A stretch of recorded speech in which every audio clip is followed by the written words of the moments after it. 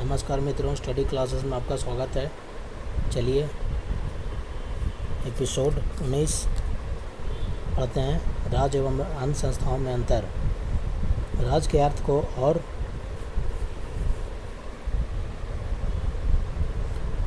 और भी स्पष्ट करने के लिए समाज, संघ, सरकार और राष्ट्र के राज्य का अंतर दर्शाना आवश्यक है, क्योंकि कभी कभी इन शब्दों का प्रयोग पर्यायवाची के रूप में किया जाता है। वस्तुतः इन शब्दों में अंतर है, वे एक दूसरे से बिल्कुल भिन्न है।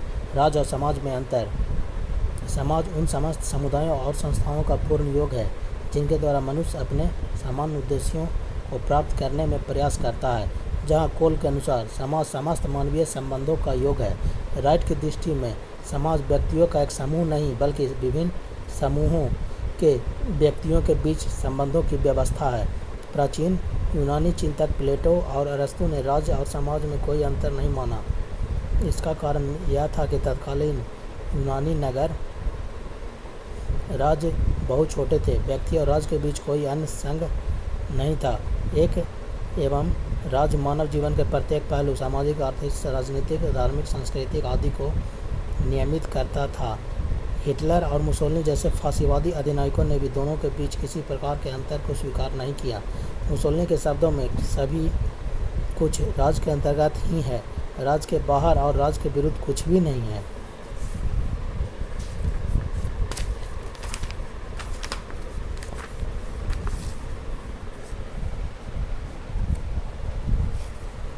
अब आइए आगे पढ़ते हैं।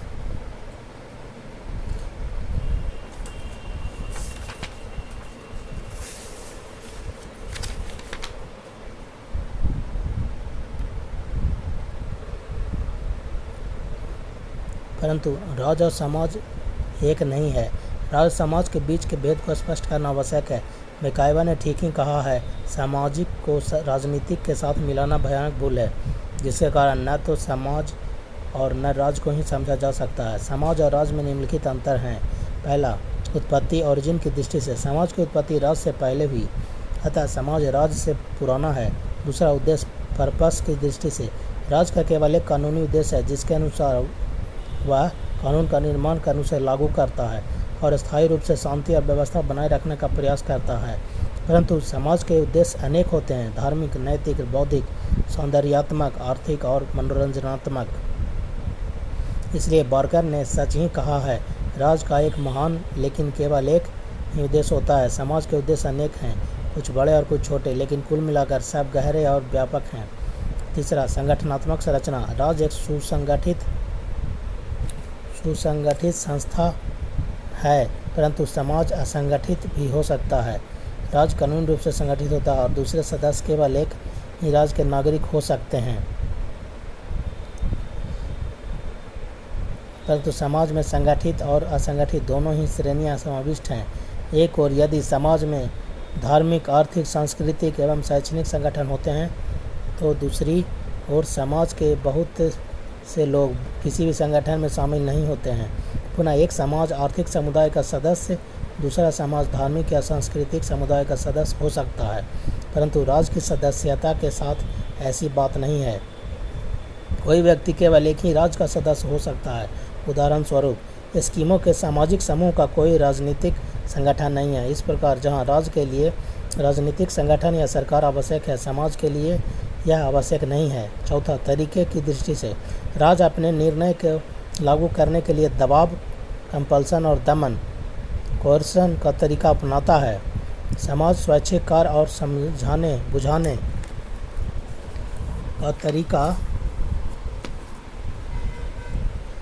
दोनों के तरीकों के अंतर को स्पष्ट करते हुए बार्कर ने लिखा है, समाज का क्षेत्र वस्तुतः स्वतः सहयोग का क्षेत्र है।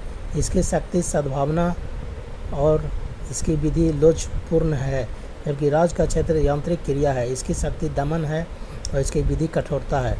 कार्य क्षेत्र की दृष्टि से समाज का कार्य क्षेत्र राज्य के कार्य क्षेत्र की तुलना में कहीं अधिक व्यापक होता है। जहां राज्य व्यक्तियों के केवल बाहरी कार्यों को नियमित करता है, समाज का संबंध मानव जीवन के आंतरिक और बाह्य दोनों पहलुओं से है। समाज का संबंध मानव जीवन के प्रेम, सहयोग, सहानुभूति, सेवा और त्याग जैसे गुणों से भी है। परंतु राज्य को इन सबों से कुछ लेना देना नहीं है। पुनः राज्य के कार्यक्षेत्र के अंतर्गत केवल राजनीतिक, कानूनी और यदा कदा आर्थिक बातें आती हैं, परंतु समाज के कार्यक्षेत्र के अंतर्गत धार्मिक, सांस्कृतिक, नैतिक आदि बातें भी आती हैं। छठा, भूभाग की दृष्टि से राज्य के लिए एक निश्चित भूभाग अनिवार्य है, परंतु समाज के लिए निश्चित भूभाग परमावश्यक नहीं है। जहाँ राज्य एक भौगोलिक सीमा के अंतर्गत सीमित रहता है, समाज स्थानीय भी हो सकता है और विश्वव्यापी भी। मैकाइवर ने ठीक ही लिखा है, राज्य का अस्तित्व समाज के अंतर्गत है, लेकिन यह समाज का रूप नहीं हो सकता। सतमा, संप्रभुता की दृष्टि से राज्य का सर्वाधिक प्रमुख तत्व संप्रभुता है। संप्रभुता के अभाव में राज्य जीवित नहीं रह सकता है। संप्रभु होने के कारण सभी नागरिकों, संघों और संस्थाओं को राज्य के आदेश का पालन करना पड़ता है। जो राज्य की आज्ञा का पालन नहीं करता उसे राज्य दंडित कर सकता है। समाज के पास संप्रभुता नहीं होती है। समाज के नियमों का पालन लोग दंड के भय से नहीं बल्कि परंपरा, नैतिकता तथा जनमत के प्रभाव के कारण करते हैं। आठवां, स्वभाव की दृष्टि से समाज प्राकृतिक और सहज प्रवृत्ति जन्य है।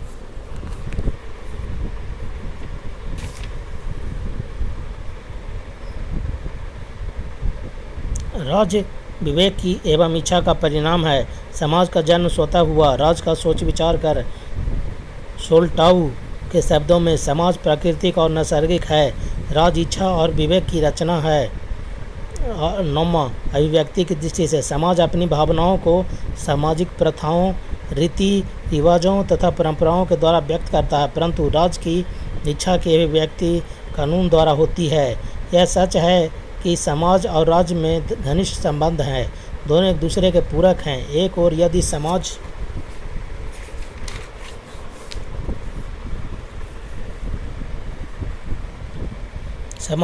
राजनीति की आधारशिला है, तो दूसरी ओर राज्य समाज में शांति और व्यवस्था बनाए रखता है। समाज राज्य की रचना करता है और राज्य समाज का अभिकर्ता है। दोनों मानवीय है, दोनों का उद्देश्य नैतिक है, दोनों मानव व्यक्तित्व के विकास और कल्याण पर जोर देता है, परंतु इसका अर्थ यह नहीं कि दोनों में भेद नहीं है। मैकाइवर ने ठीक ही लिखा है, राज्य एक ऐसा संगठन है जो न तो समाज का समकालीन है और न उसके समान व्यापक, लेकिन जिसका निर्माण समाज के अंतर्गत एक निश्चित व्यवस्था के रूप में कुछ विशेष ध्येय की प्राप्ति के लिए किया गया है। संक्षेप में, राज्य कानूनी और राजनीतिक संगठन है, समाज स्वैच्छिक संस्था है। राज्य कानून द्वारा अपनी इच्छा को प्रकट करता है, समाज प्रथा द्वारा राज्य दमन और दबाव द्वारा कार्य करता है। समाज सहयोग द्वारा राज्य की रीति कठोर और उदार होती है। समाज की लचीली इस प्रकार राज्य और समाज में घनिष्ठ संबंधों के बावजूद मौलिक अंतर है। 3.4.2 राज्य और संघ में अंतर। किसी विशेष लक्ष्य की प्राप्ति के लिए मनुष्यों द्वारा निर्मित संगठन को संघ कहा जाता है। दूसरे शब्दों में, संघ वह संगठन है जिसे कुछ व्यक्ति मिलकर किसी विशेष उद्देश्य की पूर्ति के लिए स्वेच्छा से बनाते हैं और उसके संचालन के लिए स्वयं नियमों का भी निर्धारण करते हैं। मैकाइवर ने संघ को परिभाषित करते हुए लिखा है, संघ एक समूह होता है जो समान रूप से किसी समान हित या हितों के समूह की पूर्ति के लिए संगठित होता है। इस प्रकार संघ की 3 विशेषताएं होती हैं। प्रथम, संघ का संगठन किसी विशेष उद्देश्य की पूर्ति के लिए किया जाता है। द्वितीय, इसकी सदस्यता ऐच्छिक होती है। तृतीय, संघ के नियमों का निर्माण सदस्य स्वयं करते हैं। शिक्षक संघ, चिकित्सक संघ, मजदूर संघ, छात्र संघ आदि इसके उदाहरण हैं। राज्य और संघ में प्रमुख अंतर निम्नलिखित है।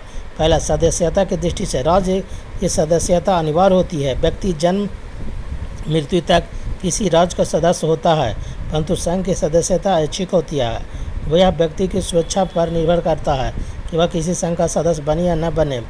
पुनः कोई व्यक्ति एक ही समय में किसी एक राज्य का नागरिक या सदस्य हो सकता है, परंतु वह एक ही समय में एक से अधिक संघों की सदस्यता प्राप्त कर सकता है। अवधि। दूसरा, की दृष्टि से राज्य स्थायी और शाश्वत है, इसका अस्तित्व सदैव रहता है, परंतु संघ अस्थायी होता है। यदि कुछ संघ उद्देश्य की प्राप्ति होने पर समाप्त हो जाते हैं तो कुछ आंतरिक कला या उद्देश्य की प्राप्ति में असफल होने के कारण लुप्त हो जाते हैं। तीसरा, भौगोलिक दृष्टिकोण से राज्य की एक भौगोलिक सीमा होती है और उसका एक निश्चित भूभाग होता है, परंतु संघ की एक निश्चित भौगोलिक सीमा नहीं होती, वह स्थानीय और अंतर्राष्ट्रीय दोनों हो सकता है। यहाँ Rotary Club, Red Cross Society, Ramakrishna Mission जैसे संघ का क्षेत्र राष्ट्रीय है। किसी विश्वविद्यालय के साथ संघ और शिक्षक संघ का क्षेत्र स्थानीय होता है। चौथा, उद्देश्य की दृष्टि से राज्य की तुलना में संघ का उद्देश्य सीमित और संकीर्ण होता है। राज्य का क्षेत्र अधिक विस्तृत और उसके क्रियाकलाप बहुमुखी होते हैं। उसका संबंध नागरिकों के जीवन के प्राय प्रत्येक पहलू से होता है। उसका उद्देश्य व्यक्ति का निरंतर विकास करना है। विकास का कोई अंत नहीं है, इसलिए राज्य के उद्देश्य का कोई अंत नहीं होता। इसके विपरीत संघ का उद्देश्य सीमित और विशिष्ट होता है। राज्य सामान्यता हित पर जोर देता है, संघ विशिष्ट हित पर। उदाहरण स्वरूप, यदि मजदूर संघ केवल मजदूरों के हित पर और शिक्षक संघ केवल शिक्षकों के हित पर ध्यान देता है, तो राज्य सभी नागरिकों के हितों पर ध्यान देता है। पाँचवां, कार्य फंक्शन की दृष्टि से राज्य कुछ ऐसे कार्यों का संपादन करता है, यथा सुरक्षा और वैदेशिक नीति, जिन्हें संघ नहीं कर सकते हैं। मैकाइवर के शब्दों में, राज्य का यह विशिष्ट कार्य जिसे अन्य संघों से उसका भेद हो जाता है, सुरक्षा की स्थापना और उसको बनाए रखना है। संघ न तो इस कार्य को करने का वायदा ही कर सकते हैं, वे कर ही सकते हैं। संप्रभुता की दृष्टि से दोनों में एक मौलिक अंतर यह भी है कि जहाँ राज्य के पास संप्रभुता होती है, संघ के पास संप्रभुता नहीं होती है। सातवां, तरीके की दृष्टि से राज्य के पास दंड देने की शक्ति होती है, वह अपनी आज्ञा को दंड शक्ति के द्वारा मनवा सकता है, परंतु संघ के पास इस प्रकार की कोई दंड शक्ति नहीं होती है। संघ अपनी आज्ञा का पालन नैतिकता के आधार पर करवा सकता है, अधिक से अधिक वह किसी को संघ की सदस्यता से वंचित कर सकता है। आठवां, आय की दृष्टि से दोनों की आय के स्रोत में भी अंतर है। राज्य अपने नागरिकों पर अनिवार्य रूप से कर लगा सकता है, परंतु संघ की आय का स्रोत केवल चंदा है, जो कि सदस्य स्वेच्छा से देते हैं।